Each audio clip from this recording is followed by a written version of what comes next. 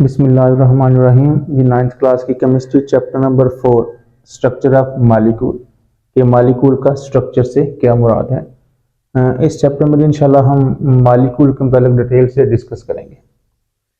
सबसे पहला टॉपिक हमारे पास है केमिकल बॉन्ड। केमिकल बॉन्ड से क्या मुराद है। ये जी आज का लेक्चर बहुत ही इंपॉर्टेंट है। मैं अक्सर बात अपनी वीडियोज़ में अपने लेक्चर्स में एक लेक्चर का ज़रूर हवाला देता हूँ कि 9th और 10th की केमिस्ट्री अगर किसी ने अंडरस्टैंड करनी है तो ये लेक्चर ज़रूर सुने, ठीक है जी। सो मैं अपने बच्चों को, स्टूडेंट्स को ये सजेस्ट करूँगा कि ये लेक्चर आपने इसको सीखना है, याद नहीं करना। अगर एक दफ़ा बात समझ नहीं आती तो कम से कम 2 दफ़ा इसको ज़रूर अंडरस्टैंड करें जी। अपने टॉपिक तरफ आते हैं, केमिकल बॉन्ड। केमिकल बॉन्ड से क्या मुराद है। सबसे पहला टॉपिक हमारे पास चैप्टर नंबर 4 का है। इससे पहले मैं आपको एक एग्जाम्पल देता हूँ रोज़मर्रा के, आप उस एग्जाम्पल को ज़रा ध्यान से समझना है। देखें, हम इंसान कभी भी अकेले रहने को प्रायोरिटी नहीं देते। हम हमेशा इंसान ग्रुप की शक्ल में रहते हैं, कॉलोनियों की शक्ल में रहते हैं। वो कॉलोनियाँ गाँव में हो सकती हैं या वो देहात में या वो शहरों में, यानी कि इकट्ठे रहने हैं। कभी भी ऐसा नहीं होता कि कोई भी इंसान अलग थलग रहे, किसी के साथ भी उसका कोई लेन देन ना हो। हम हमेशा किसी और के साथ किसी न किसी तरजीहात की बिना पर मिल के रहते हैं। मसलन मैं अपने एग्जाम्पल देता हूँ कि मैं अगर किसी भी दूसरे इंसान के मिलकर रहना चाहता हूं तो डेफिनेटली मेरी और उसके दिमाग कुछ ना कुछ कशिश होनी चाहिए। अगर मेरी और उसके दिमाग कोई कशिश ही नहीं है तो डेफिनेटली मैं और वो इकट्ठे नहीं रह सकते। मैं फर्ज करता हूं कि मेरी और किसी और इंसान की, किसी और मेरे दोस्त की दरमियान कशिश की जो फोर्स है ना, जिसकी वजह से हम दोनों इकट्ठे रह रहे हैं, वो है अहलाकियात। यानी कि अहलाकियात की बुनियाद पर हम दोनों मिलकर रह रहे हैं। या हमारे गांव में जितने भी कॉलोनी है, एक उसमें जितने भी लोग रह रहे हैं, वो हम क्या देखते हैं एक दूसरे में अहलाकियात। किसका अहलाक अच्छा होगा वो हमेशा मिलकर जुलकर रहेगा। अच्छा, अहलाक देख के हम क्या चाहते हैं। बेसिकली हम ये चाहते हैं कि अहलाकियात को अडॉप्ट करके, अहलाकियात को अपनी लाइफ में अपना के हम क्या करें, अपनी लाइफ को सुकून से गुजारें। ठीक है जी, इस बात को आपने ध्यान से समझना है। अब यही चीज मैं एटम पे अप्लाई करता हूं। एटम भी इंसानों की तरह कभी भी अकेले नहीं रहते, वो भी हमेशा किसी दूसरे एटम के साथ मिलकर रहते हैं। जब हम इंसान किसी दूसरे के साथ मिलकर रह रहे तो हम किस बुनियाद पर रह रहे थे, अहलाकियात के बिना पर। यानी कि मेरे और किसी मेरे दोस्त के दिमाग को कशिश की फोर्स थी जिसकी वजह से हम मिलकर रह रहे थे। इसी तरह एटम्स के दरमियान भी हमेशा कशिश की फोर्स होती है जिसकी बुनियाद पर एटम हमेशा इकट्ठे रहते हैं। अब वो कशिश की फोर्स जो है किसके दरमियान में, एटम्स के दरमियान। एक दो या दो से ज्यादा एटम्स के दरमियान जो कशिश की फोर्स होती है ना, जिसकी बुनियाद पर वो इकट्ठे रह रहे होते हैं, उस कशिश की फोर्स को बोलते हैं केमिकल बॉन्ड। अब इंसानों के दरमियान कशिश की फोर्स कौन सी थी, अहलाकियात। अब एटम के दरमियान जो कशिश की फोर्स है उसका नाम क्या है, केमिकल बॉन्ड। अच्छा, हमारे दरमियान कशिश की फोर्स अहलाकियात के बुनियाद पर हम इकट्ठे रह रहे थे तो हम क्या चाह रहे थे, हम बेसिकली चाह रहे थे कि हम सुकून से रहें। एटम भी यही चाहते हैं। एटम के दरमियान कशिश की फोर्स का नाम क्या है, केमिकल बॉन्ड। अब वो केमिकल बॉन्ड क्यों बनाते हैं, एटम केमिकल बॉन्ड क्यों बनाते हैं, यानी इकट्ठे क्यों रहते हैं। वही चीज जिस तरह हम इकट्ठे रहते हैं सुकून हासिल करने के लिए, इसी तरह एटम भी केमिकल बॉन्ड इसी वजह से बनाते हैं ताकि वो सुकून से रहें। केमिस्ट्री की जुबान में सुकून को बोलते हैं क़याम पज़ीरी, यानी कि स्टेबिलिटी। क्लियर। अब बात को वाइंड अप करते हैं। एटम्स के दरमियान कशिश की जो फोर्स होती है उस कशिश की फोर्स को बोलते हैं केमिकल बॉन्ड। अब केमिकल बॉन्ड क्यों जरूरत पड़ गई एटम्स को, क्यों, क्योंकि वो क़याम पज़ीरी चाहते हैं, यानी कि वो स्टेबिलिटी चाहते हैं, वो सुकून चाहते हैं। इसी वजह से एटम हमेशा केमिकल बॉन्ड बनाते हैं।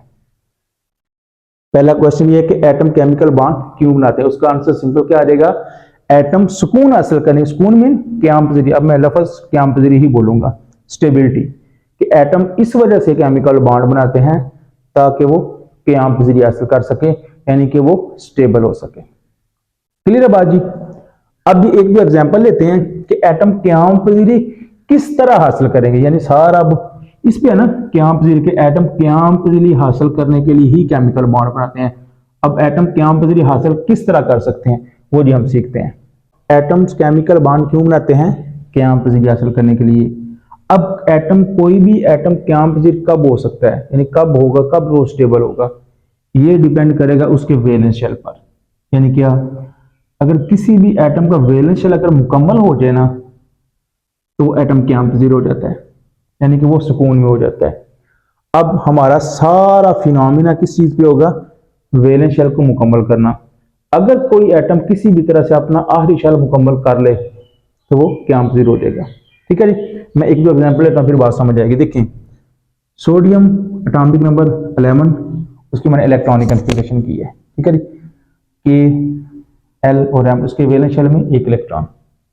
ठीक है जी, अब देखें, अब इसके वैलेंस शेल में इलेक्ट्रॉन आ कितने सकते हैं मैक्सिमम, इस फार्मूले के मुताबिक हमने पढ़ा था इलेक्ट्रॉनिक कॉन्फ़िगरेशन में। ठीक है जी, बल्कि आपको मैं ये सजेस्ट करूंगा कि इस लेक्चर को सुनने से पहले आपको इंट्रोडक्शन टू एटम, फिर electronic configuration with respect to shell, ये दो टॉपिक आप जरूर सुने, फिर इस टॉपिक को आपको समझ आएगी। ठीक है जी, अच्छा, इलेक्ट्रॉनिक कॉन्फ़िगरेशन पहले आपको आनी चाहिए। इसके वैलेंस शेल में एक इलेक्ट्रॉन है। अब इस फार्मूले के तहत इसमें कितने इलेक्ट्रॉन आने चाहिए या कितने आ सकते हैं, वो 18 आ सकते हैं 2n² फार्मूले के मुताबिक, लेकिन इसमें एक है। अब इसका शेल मुकम्मल नहीं है वैलेंस शेल, इसी वजह से वो क्याम पजीर भी नहीं है। अब वो क्याम पजीरी हासिल करने के लिए क्या करेगा, वैलेंस शेल मुकम्मल करेगा। चलिए इसको बाद में डिस्कस करते हैं। अब देखिए, एक और एग्जांपल क्लोरीन है, एटॉमिक नंबर 17, इसके वैलेंस शेल में भी 7 इलेक्ट्रॉन है और m शेल में कितने इलेक्ट्रॉन समा सकते हैं, 18, इस फार्मूले के मुताबिक। सो इसका मतलब दोनों एटम क्याम पजीर नहीं है, वजह क्योंकि दोनों का वैलेंस शेल कंप्लीट नहीं है। अगर इन दोनों का वैलेंस शेल कंप्लीट होता तो डेफिनेटली ये क्याम पजीर होने थे। अब हमने क्या करना है, इनका वैलेंस शेल ही कंप्लीट करना है। ठीक है जी, अब किस तरह करते हैं देखिए। अब यहां तो ये है, इसके वैलेंस शेल में एक इलेक्ट्रॉन है, तो हम इसको किसी ना किसी तरह से 17 इलेक्ट्रॉन दे दें। लेकिन याद रखना आपने, हमारे 9th to 10th की केमिस्ट्री में आपने याद रखना है, कभी भी 4 से ज्यादा किसी भी एटम को इलेक्ट्रॉन नहीं दे सकते हम, और ना ही 4 से ज्यादा ले सकते हैं। क्लियर, ये बात याद रखनी है। सो अगर हम 4 से ज्यादा नहीं दे सकते तो डेफिनेटली इसमें 17 इलेक्ट्रॉन की कमी है। क्या, वैलेंस शेल मुकम्मल करने के लिए इसमें 17 इलेक्ट्रॉन की कमी है, तो हम 17 इलेक्ट्रॉन तो डेफिनेटली इसको नहीं दे सकते। सो इलेक्ट्रॉन देने का मामला तो खत्म हो गया। अब इसकी बात करेंगे तो डेफिनेटली एम शेल में भी 18 इलेक्ट्रॉन आते हैं, तो इसको मजीद 11 इलेक्ट्रॉन चाहिए, तो हम इसको 11 भी नहीं दे सकते। ठीक है, इसका मतलब है इस फार्मूले को फॉलो करते हुए इन दोनों का वैलेंस शेल मुकम्मल नहीं कर सकते। अब एटमों ने एक शॉर्टकट भी रखा हुआ है, जिस तरह इंसानों ने हमेशा अपने लाइफ में वो शॉर्टकट मारने की कोशिश करते हैं, लेकिन याद रखना है लाइफ में कभी भी कोई शॉर्टकट नहीं है। जब आप शॉर्टकट अपनाएंगे तो वो आर्जी होगा, कुछ अर्से के बाद वो खत्म हो जाएगा। अब एटमों ने भी अपना एक शॉर्टकट रखा हुआ है, वो शॉर्टकट क्या है, वो है ऑक्टेट रूल। ऑक्टेट रूल से क्या मुराद है, कोई एटम 2n² फार्मूले को ओबे नहीं ना कर पा रहा तो वो सिंपल क्या कहता है, ऑक्टेट रूल को फॉलो कर लेता है। ऑक्टेट का मतलब होता है 8, यानी कि अगर कोई एटम किसी भी अपने वैलेंस शेल में 8 इलेक्ट्रॉन कंप्लीट कर लेता है तो तब भी उसका वैलेंस शेल कंप्लीट हो जाता है। यानी पहली प्रायोरिटी तो उसकी यही होगी, 2n² के मुताबिक ही अपने वैलेंस शेल कंप्लीट करे। मसलन अगर एक मेरे पास एक और शेल होता n, तो n में कितने इलेक्ट्रॉन आने चाहिए थे, 32। अब 32 इलेक्ट्रॉन वो इस असूल के मुताबिक ही कंप्लीट करेगा, लेकिन अगर उस वो समझे कि ये तो फार्मूला बहुत कॉम्प्लिकेटेड हो गया मेरे लिए, मैं इस फार्मूले को ओबे नहीं कर सकता, तो फिर वो मारेगा शॉर्टकट, और उस शॉर्टकट का नाम क्या है, ऑक्टेट। जब ऑक्टेट आएगा फिर ये फार्मूला बिल्कुल ओबे नहीं होगा। यानी कि अगर किसी एटम का एक शेल, 2, 3 या 4 शेल है, बल्कि 2 से ज्यादा, 2, 3, 4, 5, 6 शेल जितने भी हैं, तो अपने सबसे आखिर वाले शेल यानी कि वैलेंस शेल में किसी भी तरह से अगर वो 8 इलेक्ट्रॉन रख लेता है, उसका मतलब यह है उसका वैलेंस शेल कंप्लीट हो गया। अब हम यहां पे देखते हैं एम, इस फार्मूला तो ये खत्म हो गया, डेफिनेटली 17 इलेक्ट्रॉन नहीं दे सकते। अब ये एम क्या करेगा, वैलेंस शेल ये ऑक्टेट मुकम्मल कर ले। Octet mean 8। ऑक्टेट रूल की डेफिनेशन क्या आ जाएगी, किसी भी एटम की वैलेंस शेल में 8 इलेक्ट्रॉन समाने की सलाहियत उसका ऑक्टेट रूल कहलाती है। ठीक है जी, अब मजीद 7 इलेक्ट्रॉन इसको दे सकते हैं, नो, वही बात, 7 तो नहीं दे सकते। अब इसको डेफिनेटली ये फार्मूला ओबे नहीं करेगा। अब ऑक्टेट रूल पे आपने फोकस करना है। एम में 7 है, ऑक्टेट के मुताबिक अगर इसको 1 इलेक्ट्रॉन दे दें तो डेफिनेटली इसका वैलेंस शेल कंप्लीट नहीं हो जाएगा। तो इसका मतलब क्लोरीन के लिए ऑक्टेट जरा तसल्ली बख्श काम है। यानी ऑक्टेट रूल को क्लोरीन ने बिल्कुल इजीली फॉलो करते हुए अपना वैलेंस शेल मुकम्मल कर लिया, लेकिन सोडियम के लिए भी प्रॉब्लम है। ठीक है जी। अब हम ये देखते हैं कि ऑक्टेट रूल के तहत कोई भी एटम अपना वैलेंस शेल किस किस तरह मुकम्मल करेगा जी। अब हमारा सारा फोकस होगा ऑक्टेट रूल पे, यानी कि किसी एटम के वैलेंस शेल में 8 इलेक्ट्रॉन समाना। कोई भी एटम अगर अपने वैलेंस शेल में 8 इलेक्ट्रॉन रख ले, इससे कोई गरज नहीं कि उसका शेल कौन सा है, दूसरा है, तीसरा, चौथा या पांचवा, बस सिर्फ 8 इलेक्ट्रॉन रखने हैं। अगर 8 इलेक्ट्रॉन वो अपने वैलेंस शेल में रख लेता है तो वो स्टेबल है, यानी कि वो क्याम पजीर है। अब याद रखना है, हम दोनों तरह की प्रोबेबिलिटी हमारे पास है। किसी एटम के वैलेंस शेल में से इलेक्ट्रॉन निकाल भी चार सकते हैं और दाखिल भी चार कर सकते हैं। ये नहीं है कि सिर्फ दाखिल ही कर सकते हैं, दोनों तरह की प्रोबेबिलिटी है। अब देखें, अगर सोडियम की बात करें तो उसके वैलेंस शेल में 1 इलेक्ट्रॉन है, तो आप बजाय इसको कुछ साथ दें ताकि इसका ऑक्टेट मुकम्मल हो जाए, इजी नहीं है कि इसमें से एक ही निकाल लें। सो क्या हम करेंगे, बजाय साथ देने के इसमें से 1 इलेक्ट्रॉन निकाल लेंगे। इसी तरह क्लोरीन है, इसके वैलेंस शेल में 7 इलेक्ट्रॉन है, तो अब बजाय 7 निकालने के, साथ डेफिनेटली हम नहीं निकाल सकते, हम क्या करेंगे, इसको 1 इलेक्ट्रॉन दे देंगे ताकि इसका ऑक्टेट मुकम्मल हो जाए और वो क्या हो जाए, स्टेबल हो जाए। सो इसका मतलब ये हुआ कि किसी एटम के वैलेंस शेल में इलेक्ट्रॉन दे के या इलेक्ट्रॉन निकाल के, दोनों तरह की प्रोबेबिलिटी है, उसका वैलेंस शेल कंप्लीट करवा सकते हैं ऑक्टेट रूल को फॉलो करते हुए।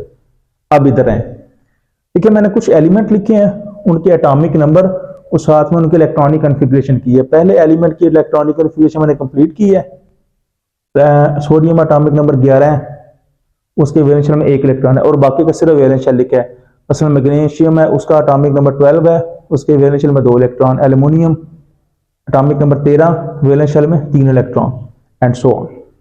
ठीक है। अब यहां पे एक इंपॉर्टेंट बात सुने, किसी भी एटम के वैलेंस शेल में जितने इलेक्ट्रॉन होंगे उस एटम का ग्रुप नंबर भी हमेशा वही होगा, या इसके उल्टा, किसी एटम के वैलेंस शेल में जितने इलेक्ट्रॉन होंगे उसका ग्रुप नंबर भी हमेशा वही होगा। मैं सिर्फ एक ग्रुप की बात कर रहा हूं। मैंने पीरियोडिक टेबल में बात की थी कि हम 9th क्लास केमिस्ट्री में सिर्फ और सिर्फ एक ग्रुप के मतलब ही डिस्कस करेंगे। सो आप यही फर्ज कर लें कि हमारे पास सिर्फ 8 ही ग्रुप हैं। क्लियर? दोबारा एक दफा बात सुन लें, किसी भी एलिमेंट के वैलेंस शेल में जितने इलेक्ट्रॉन होंगे उसका ग्रुप नंबर भी हमेशा वही होगा, या किसी एटम के वैलेंस शेल में जितने इलेक्ट्रॉन होंगे उसका ग्रुप नंबर तो वही होगा, या जिसका जो ग्रुप नंबर है, मसलन सोडियम इसका ग्रुप नंबर 1 है, तो इसका मतलब है उसके वैलेंस शेल में 1 इलेक्ट्रॉन है। ठीक है।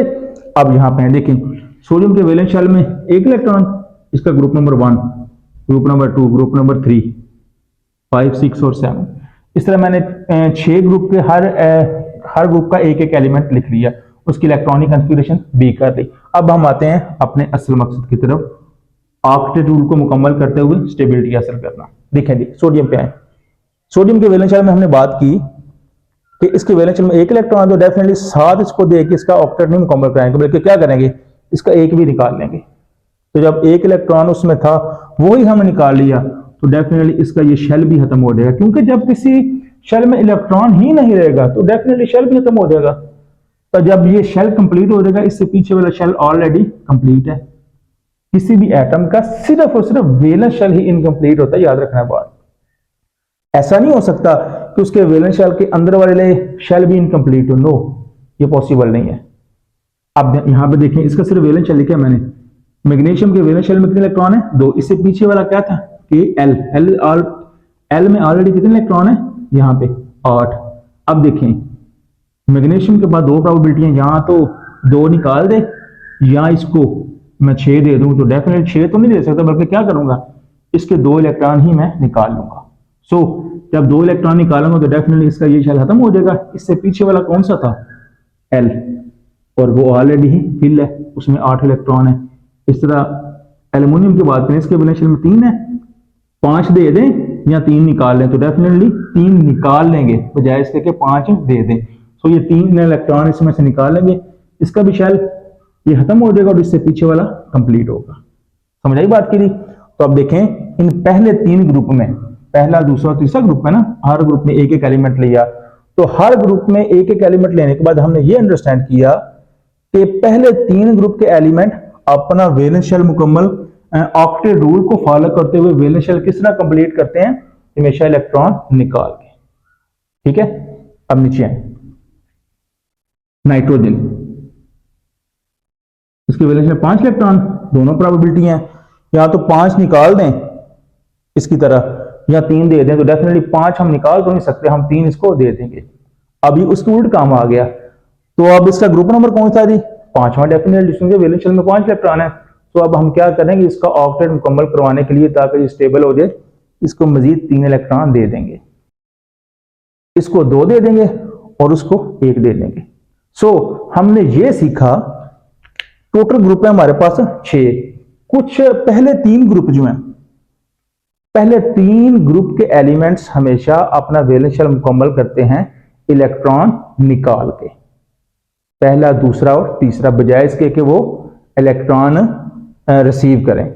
सो हम ये कहेंगे, अब एक ग्रुप बन गया कि कोई भी एटम अपना वैलेंस शेल मुकम्मल कर सकता है इलेक्ट्रॉन निकाल के, लेकिन वो इलेक्ट्रॉन कब निकालेगा, जब उसके वैलेंस शेल में 1, 2 या 3 इलेक्ट्रॉन होंगे। क्लियर। दूसरी बात, कोई भी एटम अपना वैलेंस शेल में इलेक्ट्रॉन रिसीव करके भी अपना ऑक्टेट मुकम्मल कर सकता है, कब, जब उनके वैलेंस शेल में 5, 6 या 7 इलेक्ट्रॉन होंगे। क्लियर होगा ये बात। सो ये मेरे पास था, कितने ग्रुप की अब बात हो गई, 6 की। अब 2 ग्रुप हमारे पास रह गए हैं, वो डिस्कस कर लेते हैं। अब जो हमारे पास 2 ग्रुप रह गए हैं, देखना, पहला, दूसरा, तीसरा, 5वां, 6वां और 7वां हमने डिस्कस कर लिया, यानी कि 2 ग्रुप में 4था रह गया है और 8वां रह गया है। चौथे ग्रुप का देखने का मैंने एलिमेंट लिया कार्बन, इसका एटॉमिक नंबर 6, उसके वैलेंस शेल में 4 इलेक्ट्रॉन है। अब देखिए 4 इलेक्ट्रॉन, अगर इसकी बात करें तो ये तो दोनों प्रोबेबिलिटी हैं, इन 4 इलेक्ट्रॉन निकाल भी सकता है और ले भी सकता है, दोनों प्रोबेबिलिटी सेम है। सो अब इस तरह की जब सूरत हाल होगी ना, यानी कि चौथे ग्रुप की बात होगी, तो वो ना ही इलेक्ट्रॉन निकालेगा ना ही इलेक्ट्रॉन रिसीव करेगा, बल्कि वो क्या करेगा, इलेक्ट्रॉन शेयर कर लिया करेगा। क्या मतलब, मसलन एक कार्बन एटम ये है, एक कार्बन एटम ये है, इसके वैलेंस शेल में 4 इलेक्ट्रॉन, इसके वैलेंस शेल में भी 4 इलेक्ट्रॉन, तो क्या करेगा, ये 4 इसको नहीं देगा, ये 4 इसको नहीं देगा, बल्कि क्या करेंगे कि दोनों अपने 4 शेयर कर लेंगे, यानी ये 4 और ये 4 शेयर होकर टोटल कितनी हो जाएंगे, 8। अब जब वो 8 इलेक्ट्रॉन शेयर हो जाएंगे ना, ये एटम ये समझेगा कि वो 8 मेरे हैं, ये समझेगा वो 8 मेरे हैं। सो क्या होगा, उसका वैलेंस शेल कंप्लीट होगा। ये तीसरी तरह की प्रोबेबिलिटी थी, इसमें एटम ना ही इलेक्ट्रॉन देते हैं ना ही इलेक्ट्रॉन लेते हैं, बल्कि इलेक्ट्रॉन शेयर करते हैं। ये सिर्फ और सिर्फ उस वक्त है जब उनके वैलेंस शेल में 4 इलेक्ट्रॉन। क्लियर। अब लास्ट वाला ग्रुप रह गया, 8वां ग्रुप, उसके मैंने 2 एलिमेंट लिखे हैं, हीलियम, इसका एटॉमिक नंबर होता है 2, इसके वैलेंस शेल में डेफिनेटली 2 ही इलेक्ट्रॉन आएंगे, पहला ही शेल इसका वैलेंस शेल होगा, तो पहले शेल में मैक्सिमम आ कितने सकते हैं, डेफिनेटली उसमें 2 ही आ सकते हैं, तो वो तो ऑलरेडी फिल है। तो इसका मतलब है, ये ऑलरेडी फिल होने का मतलब है कि ये किसी के साथ कोई भी इलेक्ट्रॉन शेयर नहीं करेगा, ना ही देगा ना ही लेगा ना ही शेयर करेगा, वजह इसका वैलेंस शेल पहले ही कंप्लीट है। सो ये ऑलरेडी क्या पॉजिट है। एक और एग्जांपल देखें, नियॉन की एटॉमिक नंबर 10, वैलेंस शेल में कितने इलेक्ट्रॉन आएंगे जी, 8, तो ऑक्टेट इसका ऑलरेडी नहीं फिल, तो जब इसका ऑक्टेट ऑलरेडी ही फिल है तो डेफिनेटली ना ही इलेक्ट्रॉन लेगा ना ही इलेक्ट्रॉन देगा ना ही शेयर करेगा। यही वजह है कि नोबल गैसेस को हम बोलते हैं नॉन रिएक्टिव, ये कोई भी किसी किस्म का बॉन्ड नहीं बनाती। देखिए ना, बॉन्ड तो उस वक्त बने, कश उस वक्त हो जब किसी भी एटम का वैलेंस शेल कंप्लीट ना हो, तो इनका तो ऑलरेडी कंप्लीट है, जब कंप्लीट होगा तो किसी के साथ ये कोई भी समझौता नहीं करेंगे। यही वजह है कि नोबल गैसेस को हम बोलते हैं नोबल गैसेस नॉन रिएक्टिव होती हैं, वो किसी के साथ कोई भी बॉन्ड नहीं बनाती, वजह उनका वैलेंस शेल ऑलरेडी ही कंप्लीट होता है। ठीक होगा जी। अब देखिए, हमने पूरे के पूरे पीरियोडिक टेबल के हर एलिमेंट के बारे में डिस्कस कर ली है कि 8 ग्रुप के जो एलिमेंट्स हैं वो स्टेबिलिटी कैसे कायम करेंगे। ठीक है जी। अब इस सारी चीज को मैं यहां पे वाइंड अप करता हूं। देखिए, कोई भी एटम अपना वैलेंस शेल मुकम्मल करके क्या करना चाहता है, स्टेबिलिटी हासिल करना चाहता है, क्या पॉजिशन हासिल करना चाहता है। अब यहां पर देखें, अगर तो पहले 3 ग्रुप में कोई एलिमेंट आ जाए, पहले 3 ग्रुप में, तो पहले 3 ग्रुप का मतलब है कि पहला ग्रुप है उसके वैलेंस शेल में 1, दूसरा ग्रुप है जो 2, तीसरा तो उसके वैलेंस शेल में 3 इलेक्ट्रॉन होंगे, तो वो क्या करेगा, हमेशा इलेक्ट्रॉन निकालेगा, बजाय इसके कि इलेक्ट्रॉन लेने के वो अपने वैलेंस शेल में 1, 2 या 3 इलेक्ट्रॉन निकाल देगा और वैलेंस शेल कंप्लीट करके स्टेबल हो जाएगा। अगर किसी एटम के वैलेंस शेल में 5 या 7 इलेक्ट्रॉन है, यानी कि अगर हमने 5वें, 6ठे या 7वें ग्रुप से कोई एलिमेंट लिया है, तो डेफिनेटली उनके वैलेंस शेल में इतने इलेक्ट्रॉन होंगे। सो वो क्या करेंगे, वो इलेक्ट्रॉन रिसीव करेंगे, वो इलेक्ट्रॉन रिसीव करके अपना वैलेंस शेल मुकम्मल करके स्टेबल हो जाएंगे। बाकी रह गया इलेक्ट्रॉन शेयर करके, ये कौन सा ग्रुप होगा, ग्रुप नंबर 4। तो वो क्या करेंगे, इलेक्ट्रॉन शेयर करेंगे। लास्ट वाला ग्रुप वो कभी भी किसी के साथ कोई भी इलेक्ट्रॉन ना लेगा ना ही देगा, बल्कि किसी किस्म में कोई समझौता नहीं करेगा। वजह उसका वैलेंस शेल ऑलरेडी ही कंप्लीट होता है। ठीक है जी। सो ये मेरे पास टॉपिक था कि एटम केमिकल बॉन्ड क्यों बनाते हैं। आई थिंक आपको समझ आ गई होगी। अगर फॉर एग्जाम्पल समझ नहीं आई तो आप मुझसे क्वेश्चन पूछ सकते हैं कमेंट सेक्शन में, तो इंशाल्लाह मैं उसका भी आंसर जो है वो रिकॉर्ड करवा दूंगा। ठीक है जी। सो लेकिन मैं आप इसको इससे पहले ये बात दोबारा बता दूं कि आपको एटॉमिक नंबर आने चाहिए, क्योंकि एटॉमिक नंबर नहीं आएंगे तो डेफिनेटली सारी चीज़ों का आपको नहीं पता चलेगा। एटॉमिक नंबर कौन कौन से एलिमेंट्स के याद किए हैं वो मैंने आपको जी एटम टू इंट्रोडक्शन में इलेक्ट्रॉनिक शेल या सब शेल में कुछ एलिमेंट्स है जो इंपॉर्टेंट है, तो 20-21 एलिमेंट है, वो एक टेबल बना के आपको बता दिया था कम से कम उन एलिमेंट के आपको एटॉमिक नंबर जरूर आने चाहिए। सो वो आप वो लेक्चर देखें तो वहाँ के एटॉमिक नंबर आपको जरूर आने चाहिए, ताकि आप इलेक्ट्रॉनिक कन्फिगरेशन करें और आपको पता चल जाए कि एटम केमिकल बॉन्ड क्यों बनाते हैं।